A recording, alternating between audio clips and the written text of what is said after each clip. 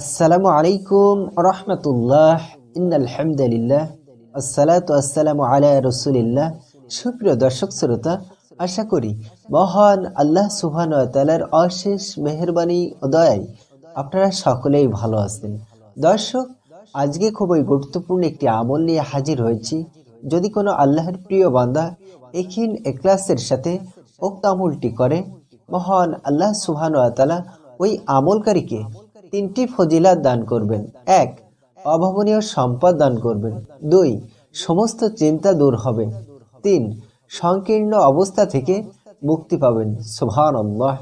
সম্মানিত দর্শক শ্রোতা, তাই আসুন ভূমিকায় আলোচনা দীর্ঘায়িত না করে আমলটি কি জেনে নেই। দর্শক, আজকের আমলটি আস্তাগফিরুল্লাহ, যার অর্থ হে আল্লাহ, আপনি আমাকে ক্ষমা করুন। দর্শক, ছোট্ট এই দোয়াটির আমল যদি কোনো আল্লাহর প্রিয় বান্দা একিন এখলাসের সাথে করতে পারে, অবশ্যই ওই আমলকারী উক্ত ফজিলাত তিনটি লাভ করবেন। সুবহানাল্লাহ। সম্মানিত দর্শক শ্রোতা, যে ব্যক্তি দোয়াটির উপর নিয়মিত আমল করতে পারবে, সে বড় বড় তিনটা উপকার পাবেন। দোয়াটিতে রয়েছে মাত্র দুইটি শব্দ, আস্তাগফিরুল্লাহ। এর থেকে বেশি কিছু না। কি অবাক হচ্ছেন? অবাক হওয়ার মতো কিছুই নেই, কারণ শুধুমাত্র এই আস্তাগফিরুল্লাহ বাক্যটি নিয়ম মেনে বেশি বেশি পাঠ করলে কি ফায়দা, তা আমি আপনাদের সামনে হাদিসের মাধ্যমে তুলে ধরছি। সম্মানিত দর্শক শ্রোতা, আব্দুল্লাহ ইবনে আব্বাস রাদিয়াল্লাহু তাআলা থেকে বর্ণিত, তিনি বলেন, রাসূলুল্লাহ সাল্লাল্লাহু আলাইহি ওয়াসাল্লাম বলেছেন, যে ব্যক্তি সর্বদা ইস্তিগফার করবে, ইস্তিগফারকে নিজের জন্য আবশ্যক করে নেবে, আল্লাহ তাআলা তাকে প্রতিটি সংকীর্ণতা থেকে বেরিয়ে আসার পথ তৈরি করে দিবেন এবং প্রতিটি চিন্তা থেকে মুক্ত করে দিবেন এবং তাকে বেহিসাব রিজিক দান করবেন, অসংখ্য রিজিক দান করবেন। সুবহানাল্লাহ। এই হাদিসটি আবু দাউদ শরীফের মধ্যে আছে, হাদিস নাম্বার 1518। নাসাই শরীফেও আছে, হাদিস নাম্বার 460। সম্মানিত দর্শক শ্রোতা, আমলটি সম্পর্কে অবগত হলাম। আসুন এবার আমলটি কখন, কিভাবে, কতবার করবেন জেনে নেই।